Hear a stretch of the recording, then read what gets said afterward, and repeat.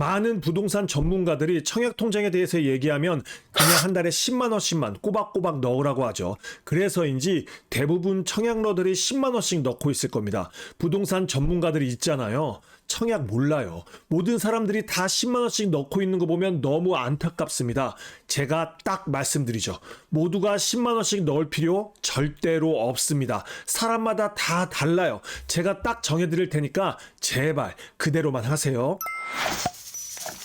가장 먼저 주택청약 종합저축통장에 납입액을 10만 원씩 납입해야 하는 경우를 말씀드릴게요. 우리가 10만 원씩 납입하는 이유는 무엇일까요? 다들 알고 계실 테니 살짝만 훑고 지나갈게요. 한 달에 10만 원씩 납입하는 이유는 공공분양 일반 공급의 당첨자 선정 기준이 순위 순차제, 즉 한 달에 인정금액인 10만 원씩 저축 총액이 많은 순으로 당첨자를 선정하기 때문이죠.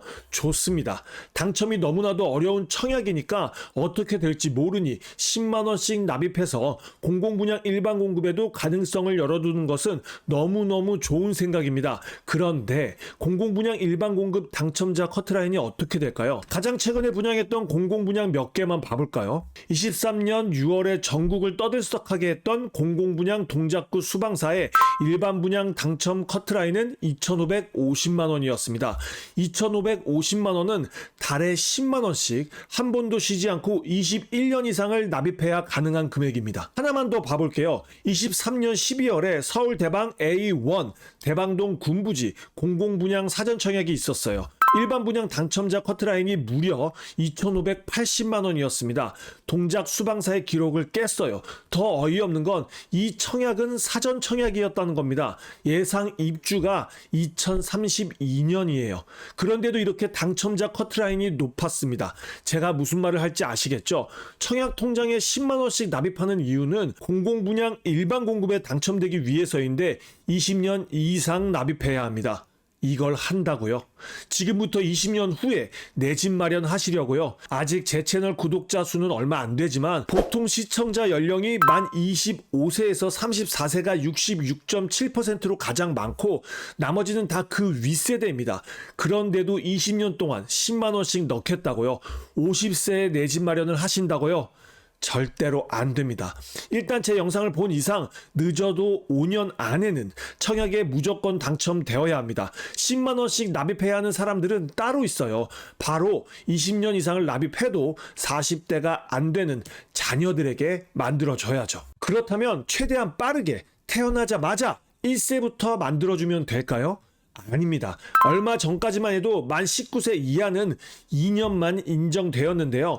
24년 3월 25일부터 개편됐습니다. 이제는 5년이 인정됩니다. 그렇다면 어떻게 될까요? 만 14세부터 10만 원씩 납입하면 20년 후에 자녀에게 최고의 선물을 줄 수 있는 거죠. 제가 딱 정해드릴게요. 만 9세부터 10만 원씩 납입합시다. 왜 갑자기 만 14세가 아니라 만 9세부터이냐고요? 이번에 청약제도가 개편되면서 만 19세 이하 인정연수가 2년에서 5년으로 늘어났죠. 20년 이상 납입한다고 하면 20년 후에 청약제도가 또 어떻게 개편될지 모릅니다.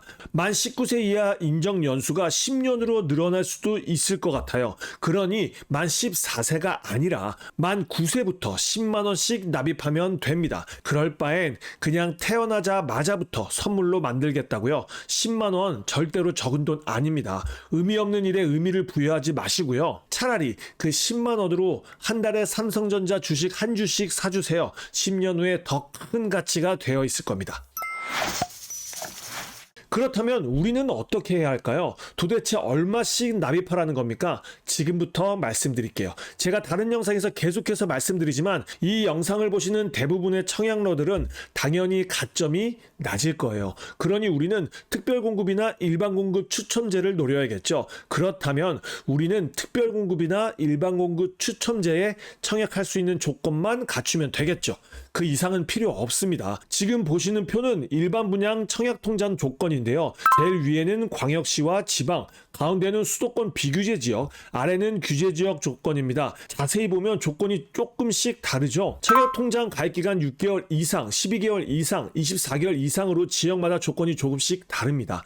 그러면 어떻게 해야 할까요? 내가 사는 지역이 지방이나 비규제 지역이면 6개월, 12개월 이상만 맞추면 될까요? 아니죠. 내가 사는 지역이 어느 날 규제 지역이 될 수도 있고 언제 어떻게 우리한테 기회가 올지 모르니 청약통장 가입기간 24개월 이상 조건에 맞춰 놓아야겠죠. 가입기간 24개월, 2년 이상이면 모든 민간분양 청약통장 조건을 만족합니다. 여기에 예치금을 빠뜨리면 안 되겠죠. 예치금은 입주자 모집 공고일까지만 통장에 있으면 되는데요. 지역, 전용 면적별 예치금액은 이렇게 됩니다.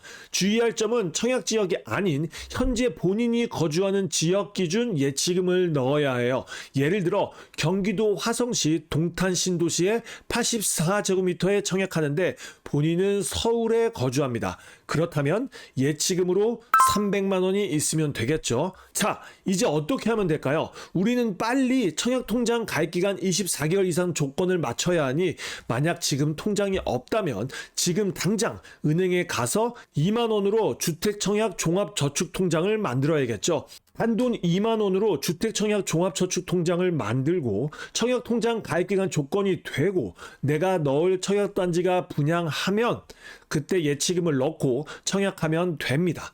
아주 쉬워요.